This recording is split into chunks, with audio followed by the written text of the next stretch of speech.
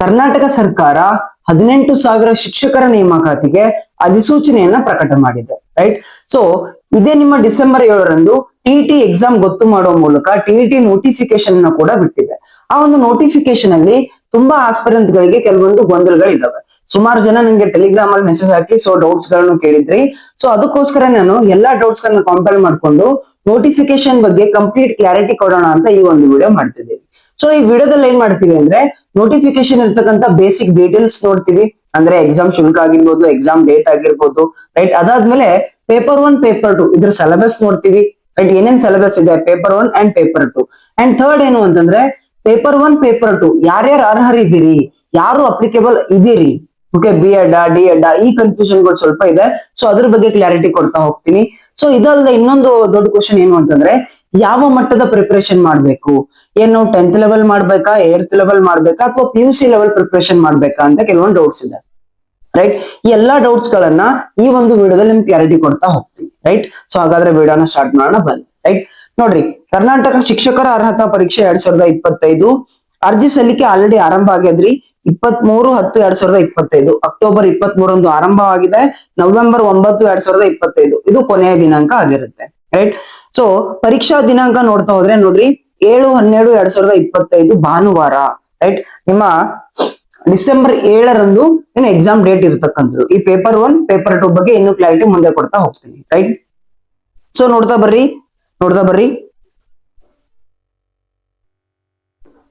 ಇವಾಗ ನೆಕ್ಸ್ಟ್ ನೋಡೋದಾದ್ರೆ ಆನ್ಲೈನ್ ಸಲ್ಲಿಕೆ ಮೂಲಕ ಏನೋ ಅಪ್ಲಿಕೇಶನ್ ಆಗ್ಬಹುದು. ಸೊ ಅದರ ವೆಬ್ಸೈಟ್ ಏನಿದೆ ಅಂತಂದ್ರೆ karnataka.government.in ಸ್ಕೂಲ್ ಎಜುಕೇಶನ್ karnataka.government.in ಈ ಒಂದು ವೆಬ್ಸೈಟ್ ಮೂಲಕ ನೀವು ಅರ್ಜಿಯನ್ನ ಸಲ್ಲಿಕೆ ಮಾಡಬಹುದು. ಓಕೆ. ಹಾಗಾದ್ರೆ ಪರೀಕ್ಷಾ ಶುಲ್ಕ ಎಷ್ಟು, ಸೊ ಫೀಸ್ ಎಷ್ಟಿದೆ ಅಂತ ನೋಡ್ತಾ ಬಂದ್ರೆ ಸಾಮಾನ್ಯ ವರ್ಗ 2A 2B 3A 3B. Okay, general merit ಇರ್ಬೋದು, category 2A 2B and 3A 3B ಇವ್ರು ಯಾರೇ ಇದ್ರು ಒಂದು ಪೇಪರ್ಗೆ 700 ರೂಪಾಯಿ. ಪೇಪರ್ 1 ಆಗಿರ್ಬೋದು ಅಥವಾ ಪೇಪರ್ 2 ಆಗಿರ್ಬೋದು. ಎರಡರಲ್ಲಿ ನಾನು ಒಂದಕ್ಕೆ ಅಪ್ಲೈ ಮಾಡ್ತೀನಿ ಅಂತಂದ್ರೆ ಅವಾಗ ನೀವು 700 ರೂಪಾಯಿ ಫೀಸ್ ಅನ್ನ ಕಟ್ಟಬೇಕಾಗತ್ತೆ. ಇಲ್ಲ ನಾನು ಪತ್ರಿಕೆ 1 ಮತ್ತು ಪತ್ರಿಕೆ 2 ಎರಡನ್ನ ಕಟ್ತೀನಿ ಅಂತಂದ್ರೆ ಅವಾಗ ನೀವು ಕೇವಲ 1000 ರೂಪಾಯಿ, ಎರಡು ಸೇರಿ 1000 ರೂಪಾಯಿ ಏನು ನೀವು ಫೀಸ್ ಕಟ್ಟಬೇಕಾಗುತ್ತೆ. ಓಕೆ. ಸೊ ಇದೇ ಪರಿಶಿಷ್ಟ ಜಾತಿ, ಪರಿಶಿಷ್ಟ ವರ್ಗ ಮತ್ತು ಪ್ರವರ್ಗ 1 ಇವ್ರಿಗೆ. So SC ST and category 1 ಇವ್ರಿಗೆ ಪೇಪರ್ 1 ಅಥವಾ ಪೇಪರ್ 2 ಎರಡರಲ್ಲಿ ಒಂದು ಪೇಪರ್ಗೆ 350 ರೂಪಾಯಿ ಶುಲ್ಕ ಇಟ್ಟಿದ್ದಾರೆ. ಸೊ ಎರಡು ಪೇಪರ್ ಸೇರಿ 500 ರೂಪಾಯಿ ಶುಲ್ಕವನ್ನ ಇಟ್ಟಿದ್ದಾರೆ. Okay fine. ವಿಶೇಷ ಚೇತನ ಅಂದ್ರೆ ಹ್ಯಾಂಡಿಕ್ಯಾಪ್ ಅಭ್ಯರ್ಥಿಗಳಿಗೆ, ಓಕೆ, ಸ್ಪೆಷಲಿ ಚಾಲೆಂಜ್ ವಿದ್ಯಾರ್ಥಿಗಳಿಗೆ ಏನ್ ಮಾಡಿದ್ದಾರೆ ಅಂತಂದ್ರೆ ಯಾವುದೇ ಎಕ್ಸಾಮ್ ಫೀಸ್ ಅನ್ನ ಅವರು ಇಟ್ಟಿಲ್ಲ. ಓಕೆ. ಹಾಗಾದ್ರೆ ನಿಮ್ಮ ಹಾಲ್ ಟಿಕೆಟ್ ಯಾವಾಗ ಬರುತ್ತೆ? ಹಾಲ್ ಟಿಕೆಟ್ ಯಾವಾಗ ಅಂತಂದ್ರೆ ಡಿಸೆಂಬರ್ 1ರಿಂದ 7 ಡಿಸೆಂಬರ್ 1ಕ್ಕೆ ಬಿಡ್ತಾರೆ ಹಾಲ್ ಟಿಕೆಟ್. ನೀವು ಎಕ್ಸಾಮ್ ವರ್ಗು ಯಾವಾಗ್ಲೂ ನೀವು ಹಾಲ್ ಟಿಕೆಟ್ ಅನ್ನ ಡೌನ್ಲೋಡ್ ಮಾಡಬಹುದು. ಸೊ ಡಿಸೆಂಬರ್ 1ಕ್ಕೆ ನಿಮ್ಮ ಹಾಲ್ ಟಿಕೆಟ್ ಅನ್ನ ರಿಲೀಸ್ ಮಾಡುತ್ತೆ ಅಂತ ನೋಟಿಫಿಕೇಶನ್ ಹೇಳಿದ್ದಾರೆ. ಓಕೆ.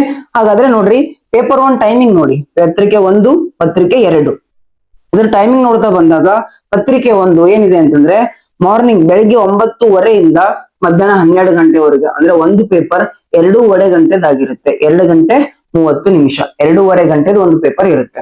ಸೊ ಮಾರ್ನಿಂಗ್ 9:30 ಸ್ಟಾರ್ಟ್ ಆದ್ರೆ 12 ಗಂಟೆವರೆಗೂ ನಿಮ್ಮ ಒಂದು ಪೇಪರ್ 1 ನಡೆಯುತ್ತೆ. ಪೇಪರ್ 2 ಯಾವಾಗ ನಡೆಯುತ್ತೆ ಅಂದ್ರೆ ಮಧ್ಯಾಹ್ನ 2 ಗಂಟೆಯಿಂದ 4:30 ಗಂಟೆವರೆಗೂ ನಿಮ್ಮ ಪೇಪರ್ 2 ನಡೆಯುತ್ತೆ. ಇದು ಕೂಡ 2.5 ಗಂಟೆ ಪೇಪರ್ ಆಗಿರುತ್ತೆ. ಓಕೆ. ಹಾಗಾದ್ರೆ ಫಸ್ಟ್ ನೋಡೋಣ ನಾವು ಈ ಪೇಪರ್ 1 ಮತ್ತು ಪೇಪರ್ 2 ಅಂದ್ರೆ ಏನು, ಅವೆರಡು ಅಂದ್ರೆ ಏನು ಅಂತ ಫಸ್ಟ್ ನೋಡೋಣ. ನೋಡ್ರಿ, ಪೇಪರ್ 1 ಅಂದ್ರೆ ಇಲ್ಲಿ ಕೊಟ್ಟಿದ್ದಾರೆ ಕ್ಲಿಯರ್ ಆಗಿ. ಪತ್ರಿಕೆ 1 ಯಾರಿಗೆ ಅಂತಂದ್ರೆ 1ರಿಂದ 5ನೇ ತರಗತಿವರೆಗೂ ಬೋಧನೆ ಮಾಡ್ತಕ್ಕಂಥ ಶಿಕ್ಷಕರಿಗೆ. ಯಾರು 1 to 5th ಇವ್ರಿಗೆ ಕ್ಲಾಸ್ ಹೇಳ್ಬೇಕು ಅಂತ, ಅವ್ರಿಗೆ ಟೀಚರ್ ಆಗ್ಬೇಕು ಅಂತ ಯಾರು ಬಯಸ್ತಿರ್ತೀರಿ ಅವ್ರು ಪೇಪರ್ 1 ಬರಿಬೇಕು. ಪೇಪರ್ 2 ಯಾರಿಗೆ ಅಂತಂದ್ರೆ 6th to 8th 6ರಿಂದ 8ನೇ ತರಗತಿಗೆ ಯಾರು ಬೋಧನೆ ಮಾಡ್ಬೇಕು ಅನ್ಕೊಂತೀರಿ ಸೊ ಅವರು ಪೇಪರ್ 2 ಬರಿಬೇಕಾಗುತ್ತೆ. ಓಕೆ, ಗೊತ್ತಾಯ್ತಾ? Paper 1 to 5th paper 2 6 to 8th ಬರುತ್ತೆ. ಹಾಗಾದ್ರೆ ಯಾರೆಲ್ಲ ಅರ್ಹರು ಇದ್ರ ಬಗ್ಗೆ ನೋಡ್ತಾ ಹೋದ್ರೆ ಇವಾಗ ಪೇಪರ್ 1 ಎಲಿಜಿಬಿಲಿಟಿಯನ್ನ ನೋಡ್ತಾ ಹೋಗೋಣ. ಪೇಪರ್ 1 ಯಾರೆಲ್ಲ ಅರ್ಹರಿದ್ದೀರಿ ಅಂತ ನೋಡ್ತಾ ಹೋಗೋಣ. ಸೊ ಪೇಪರ್ 1 ಅಂತ ನಿಮ್ಗೆಲ್ಲ ಗೊತ್ತು, 1ರಿಂದ 5th ಸ್ಟ್ಯಾಂಡರ್ಡ್ ವರೆಗೂ ಮಕ್ಕಳಿಗೆ ಪಾಠ ಹೇಳ್ತಕ್ಕಂಥದ್ದು ಇರುತ್ತೆ. ರೈಟ್. ಅವ್ರು ಯಾರ್ಯಾರು ಅರ್ಹರು ಪೇಪರ್ 1ಗೆ ಅಂತಂದ್ರೆ PUC. ಸೊ ಏನು ಯಾವ ತರ ಕೊಟ್ಟಿದ್ದಾರೆ ಅಂದ್ರೆ PUC ಆಗಿರ್ಬೇಕು, 50% ಮಿನಿಮಮ್ ಪರ್ಸೆಂಟೇಜ್ ಇರ್ಬೇಕು, ಅದ್ರ ಜೊತೆಗೆ D.Ed ಮಾಡಿರ್ಬೇಕು. D.Ed ಕಂಪ್ಲೀಟ್ ಆಗಿರ್ಬೋದು ಅಥವಾ ನೀವು ಇನ್ನು ಕಲಿತಾನು ಇರ್ಬೋದು, ಎರಡು ನಡೆಯುತ್ತೆ. ಇದು ಮಾಡಿರ್ಬೋದು. ಇಲ್ಲ ಅಂತಂದ್ರೆ ನೀವು ಬಿ ಎಡ್ ಮಾಡಿದ್ರು ನಡೆಯುತ್ತೆ. ಸೊ ಡಿಗ್ರಿ ಆಗಿರ್ಬೇಕು, ಡಿಗ್ರಿ ಪದವಿ ಆಗಿರ್ಬೇಕು, ಅದರಲ್ಲಿ 50% ಇರಬೇಕು, ಬಿ ಎಡ್ ಮಾಡ್ತಿರ್ಬೇಕು ಅಥವಾ ಮಾಡಿರ್ಬೋದು, ಎರಡೂ ನಡೆಯುತ್ತೆ. ಸೊ ಅಂದ್ರೆ ಇಲ್ಲಿ ಕ್ಲಾರಿಟಿ ತಿಳ್ಕೊಳ್ರಿ, ಬಿ ಎಡ್ ಎರಡೂ ಮಾಡಿದ್ರು ಕೂಡ ನೀವು ಪೇಪರ್ 1 ಅನ್ನ ಬರೀಬಹುದು. ಬಿ ಎಡ್ ಮಾಡಿದವರು ಬರೀಬಹುದು, ಡಿ ಎಡ್ ಮಾಡಿದವರು ಬರೀಬಹುದು. ಓಕೆ, ಸೊ ಈ ಕ್ಲಾರಿಟಿ ಇರ್ಲಿ. ಇನ್ ಪೇಪರ್ 2 ಬಂದಾಗ, ಪೇಪರ್ 2 ಯಾರೆಲ್ಲ ಎಲಿಜಿಬಲ್ ಅಂತಂದ್ರೆ, ಸೊ ಪೇಪರ್ 2 ನಿಮ್ಗೆ ಗೊತ್ತು 6th to 8th. ಇದು ಹೆಂಗೆ ಅಂತಂದ್ರೆ, ಇದು ಕೂಡ ಯಾವ ರೀತಿ ಇದೆ ಅಂದ್ರೆ, ನೀವು ಪದವಿಯಲ್ಲಿ 50% ಪಡೆದಿರ್ಬೇಕು, ಅದ್ರ ಜೊತೆಗೆ ಡಿ ಎಡ್ ಮಾಡಿದ್ರು ನಡೆಯುತ್ತೆ. ಸೊ ಡಿಗ್ರಿ ಮಾಡಿರ್ಬೇಕು, ಜೊತೆಗೆ ಡಿ ಎಡ್ ಮಾಡಿದ್ರು ನಡೆಯುತ್ತೆ. ಇಲ್ಲ ಅಂತಂದ್ರೆ ಡಿಗ್ರಿ ಪ್ಲಸ್ ಬಿ ಎಡ್ ಮಾಡಿದ್ರು ನಡೆಯುತ್ತೆ. ಸೊ ಇವರು ಏನ್ ಮಾಡ್ಬೋದು, ಪೇಪರ್ 2 ಗೆ ಅಪ್ಲಿಕೇಬಲ್ ಮಾಡಬಹುದು. ಪೇಪರ್ 1 ಸಿಲೆಬಸ್ ನೋಡೋದಾದ್ರೆ, ಪತ್ರಿಕೆ 1 5ನೇ ತರಗತಿಯ ಶಿಕ್ಷಕರಿಗಾಗಿ ಏನ್ ಸಿಲೆಬಸ್ ಇದೆ ಅಂತಂದ್ರೆ ನೋಡ್ರಿ, 150 ಅಂಕಗಳಿಗೆ ನಿಮ್ಮ ಪೇಪರ್ 1 ಇರುತ್ತೆ, 2.5 ಗಂಟೆ. ಸೊ ಯಾವುದೇ ಋಣಾತ್ಮಕ ಅಂಕಗಳು ಇರೋದಿಲ್ಲ. ಇನ್ನೊಂದ್ಸತಿ ಮಾಡಿ. ಓಕೆ,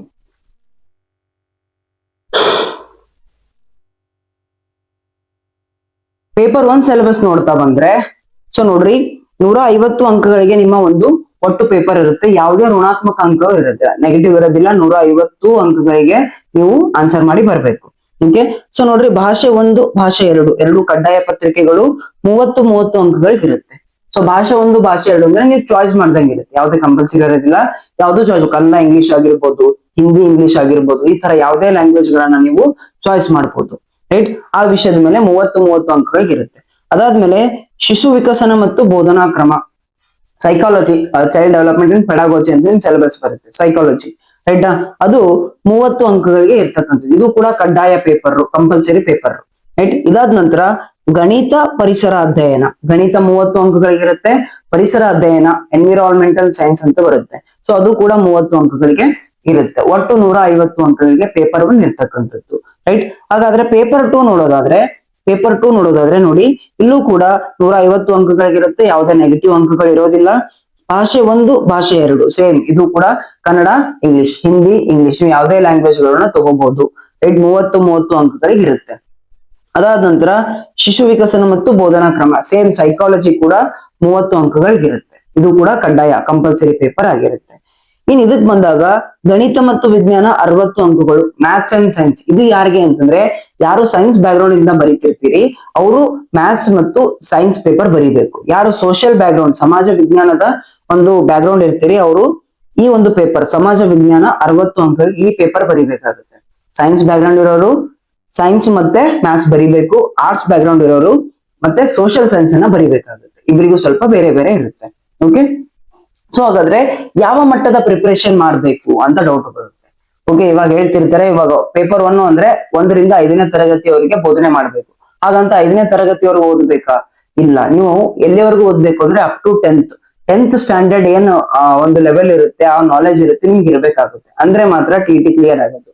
ಇನ್ನು ಪೇಪರ್ 2 ಅಂತ ಬಂದಾಗ ಅವ್ರು 6th to 8th ಹೇಳ್ಬೇಕು, ಹೌದಾ classes. But 6th to 8th ತನನೇ ಓದ್ಬೇಕಾ? ಖಂಡಿತ ಇಲ್ಲ. ನೀವು 10th ತನ ಓದ್ಬೇಕಾ? ಖಂಡಿತ ಇಲ್ಲ. PUC ವರೆಗೂ ನಿಮ್ಮ ನಾಲೆಜ್ ಇರ್ಬೇಕು. PU ಲೆವೆಲ್ಗೆ ನಿಮ್ಮ ಒಂದು ಸ್ಟ್ಯಾಂಡರ್ಡ್ ಇರಬೇಕು. ಕ್ವಶನ್ಗಳು PU ಲೆವೆಲ್ ಬರುತ್ತೆ. ಇದು ನಾನ್ ಹೇಳ್ತಿಲ್ಲ, ಸ್ವತಃ ನೋಟಿಫಿಕೇಶನ್ ಎಲ್ಲ ಮೆನ್ಷನ್ ಮಾಡಿದ್ದಾರೆ. ಬನ್ನಿ ತೋರಿಸ್ತಾ ಬರ್ತೀನಿ. ಪೇಪರ್ 1 ನೋಡಿ, ಪತ್ರಿಕೆ 1ರಲ್ಲಿನ ಪ್ರಶ್ನೆಗಳು NCERT ಮತ್ತು ರಾಜ್ಯ ಪಠ್ಯಕ್ರಮವಾದ 1 ರಿಂದ 8ನೇ ತರಗತಿಗೆ ಸಂಬಂಧಿಸಿದ ಪಠ್ಯ ಪುಸ್ತಕವನ್ನ ಆಧರಿಸುತ್ತದೆ. ಸೊ ಕ್ವಶನ್ ಬರೋದು 1 to 8th ಏನು ಒಂದು ಬುಕ್ಸ್ ಗಳಿಂದ ಕ್ವಶನ್ ಬರುತ್ತೆ. ಆದರೆ ಕಠಿಣತೆಯ ಮಟ್ಟ ಪ್ರೌಢ ಹಂತಕ್ಕೆ 10ನೇ ತರಗತಿಯವರೆಗೆ ಸೀಮಿತವಾಗಿರುತ್ತದೆ. So question standard 10th level standard ನಿಮ್ಗೆ ಗೊತ್ತಿರಬೇಕು, ಆ ಲೆವೆಲ್ ಕ್ವಶನ್ ಬರುತ್ತೆ ಅಂತ ಅವ್ರು ಹೇಳಿದ್ದಾರೆ. ಇದು ಪೇಪರ್ 1 ಆಯ್ತು. ಇನ್ ಪೇಪರ್ 2 ನೋಡ್ರಿ, ಅಲ್ಲೂ ಕೂಡ ಏನ್ ಮೆನ್ಷನ್ ಮಾಡಿದ್ದಾರೆ, ಎಲ್ಲಾ ಪ್ರಶ್ನೆಗಳು 6 ರಿಂದ 10ನೇ ತರಗತಿಗೆ ಸಂಬಂಧಿಸಿದ ಪಠ್ಯ ಪುಸ್ತಕವನ್ನ ಆಧರಿಸಿರುತ್ತವೆ. ಸೊ 6 to 10th ಏನು ಒಂದು ಪುಸ್ತಕವಲ್ರಿ, ಅಲ್ಲಿಂದಾನೇ ಕ್ವಶನ್ ಬರುತ್ತೆ. ಆದರೆ ಆ ಒಂದು ಕಠಿಣತೆಯ ಮಟ್ಟ PUC ಲೆವೆಲ್ ಅಲ್ಲಿ ಇರುತ್ತೆ. ಸ್ಟ್ಯಾಂಡರ್ಡ್ ಅಂದ್ರೆ ನೀವು PUC ಲೆವೆಲ್ ಅಲ್ಲಿ ಒಂದು ಬುಕ್ಸ್ ಅನ್ನ ಓದ್ಬೇಕಾಗುತ್ತೆ. PUC ಲೆವೆಲ್ ಅಲ್ಲಿ ನಾಲೆಜ್ ಅನ್ನ ನಿಮ್ಗೆ ಇರ್ಬೇಕಾಗುತ್ತೆ. ನೋಟಿಫಿಕೇಶನ್ ಅಲ್ಲೇ ಮೆನ್ಷನ್ ಮಾಡಿರೋದ್ರಿಂದ ಪೇಪರ್ PU ಲೆವೆಲ್ ಅಲ್ಲಿ ಬರುತ್ತೆ. 6th to 8th ಲೆವೆಲ್ ಅಲ್ಲಿ ಖಂಡಿತ ಬರಲ್ಲ. ಸೊ ಈ ಅಂಶ ತುಂಬಾ ಜನ ನೋಡಿರಲ್ಲ, ಇದನ್ನ ಗಮನ ಹರಿಸಿ. ಸೊ PU ಲೆವೆಲ್ ಅಲ್ಲಿ ನೀವು ಸ್ಟ್ಯಾಂಡರ್ಡ್ ಪ್ರಿಪರೇಷನ್ ಮಾಡಬೇಕಾಗುತ್ತೆ. ರೈಟ್, ಸೊ ಇದಾಗಿತ್ತು ನೋಟಿಫಿಕೇಶನ್ ಡೀಟೇಲ್ಡ್ ವಿಡಿಯೋ, ಕಂಪ್ಲೀಟ್ ಆಗಿ ಹೇಳಿದೀನಿ. ಇನ್ನೂ ಏನಾದ್ರೂ ಡೌಟ್ಸ್ ಗಳಿದ್ರೆ ಕಮೆಂಟ್ ಸೆಕ್ಷನ್ ಅಲ್ಲಿ ತಿಳಿಸಿ, ಆ ಡೌಟ್ಸ್ ಗಳನ್ನು ಕೂಡ ಕ್ಲಾರಿಟಿ ಕೊಡ್ಲಿಕ್ಕೆ ಟ್ರೈ ಮಾಡ್ತೀನಿ. ಓಕೆ, ಸೊ ಇದ್ರ ಜೊತೆಗೆ ಇನ್ನೊಂದು ವಿಶೇಷ ಸೂಚನೆ ಏನು ಅಂತಂದ್ರೆ, ನಾನು ಟಿಇಟಿಗೋಸ್ಕರನೇ ಒಂದು ತಿಂಗಳಲ್ಲಿ ನಿಮ್ಮ ಸೈನ್ಸ್ ಆಗಿರ್ಬೋದು, ಸೈಕಾಲಜಿ ಆಗಿರ್ಬೋದು, ಅಥವಾ ಇನ್ನಿತರ ಸಬ್ಜೆಕ್ಟ್ಗಳು ನೋಡ್ತೀನಿ. ಬಟ್ ಸೈನ್ಸ್ ಸೈಕಾಲಜಿ ನಾನು ಟ್ರೈ ಮಾಡ್ತಿರೋ ಸೈನ್ಸ್ ಸೈಕಾಲಜಿ ಇದ್ರ ಮೇಲೆ ಒಂದು ಕ್ವಶನ್ ಗಳನ್ನ ಸಾಲ್ವ್ ಮಾಡ್ತೀನಿ. ಅರೌಂಡ್ ಟಾಪಿಕ್ ವೈಸ್ ಮಾಡ್ತಾ ಒಂದು ಟಾಪಿಕ್ ಒಂದು 50 ಪ್ರೀವಿಯಸ್ ಇಯರ್ ಕ್ವಶನ್ ಅಲ್ಲ, MCQ ಕ್ವಶನ್ಗಳು, ಅದರಲ್ಲಿ ಪ್ರೀವಿಯಸ್ ಇಯರ್ ಕ್ವಶನ್ ಇನ್ಕ್ಲೂಡ್ ಆಗಿರುತ್ತೆ. MCQ ಕ್ವಶನ್ ಗಳನ್ನ ಸಾಲ್ವ್ ಮಾಡ್ತಾ ಹೋಗ್ತೀನಿ. ಪ್ರತಿ ಚಾಪ್ಟರ್ ಅಥವಾ ಒಂದು ಭಾಗ 2, ಭಾಗ 3 ಅಂತ ನಿಮ್ಗೆ ಸಿಲೆಬಸ್ ಇಲ್ಲದೆ, ಅದರ ಪ್ರಕಾರ ನಾನು ನಿಮ್ಗೆ MCQ ಗಳನ್ನ ಬಿಡಿಸ್ತಾ ಹೋಗ್ತೀನಿ. ಇದೇ ಒಂದು ಯೂಟ್ಯೂಬ್ ಅಲ್ಲಿ ಫ್ರೀ ಆಗಿ ಬಿಡಿಸ್ತಾ ಹೋಗ್ತೀನಿ. ಇದು ಕೂಡ ವಾಚ್ ಮಾಡ್ರಿ. ಓಕೆ, ಸೊ ಈ ತರ ವಿಡಿಯೋಗಳು ನಿಮ್ಗೆ ನೋಟಿಫಿಕೇಶನ್ ಆಗಿ ಬರ್ಬೇಕು ಅಂತಂದ್ರೆ ನನ್ನ ಚಾನಲ್ ನ ಸಬ್ಸ್ಕ್ರೈಬ್ ಮಾಡಿ, ವಿಡಿಯೋ ಇಷ್ಟ ಆದ್ರೆ ಲೈಕ್ ಮಾಡಿ ಅಂತ ಹೇಳ್ತಾ ಮತ್ತೆ ಮುಂದಿನ ವಿಡಿಯೋದಲ್ಲಿ ಸಿಗ್ತೀನಿ. ಸೊ ಅಲ್ಲಿವರೆಗೂ ಟೇಕ್ ಕೇರ್, ಬಾಯ್.